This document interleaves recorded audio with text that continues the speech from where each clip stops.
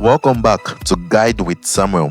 In this quick tutorial, I'll show you how to easily attach and send pictures in an email. Perfect for sharing moments or important images with friends, families, or colleagues. Let's get started. First, open your email account and head to your inbox. Now, click Compose or New Email button. It's usually found on the top left-hand side of your screen.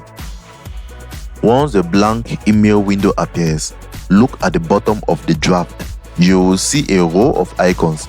Click on the one that looks like a small photo. This is the Insert Image button. Next, choose the Upload option. This will open a file browser on your computer where you can find and select the picture you would like to send.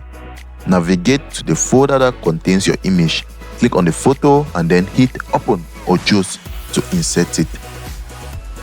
Your selected pictures will now appear in the body of your email.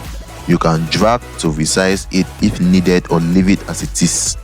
After that, simply fill in the recipient's email address and a subject line and type your message if you would like to finally send a message. Finally, click Send button and your photo email is on its way. If you found this helpful, don't forget to like and subscribe to Guide with Samuel for more helpful tutorials. Thanks for watching.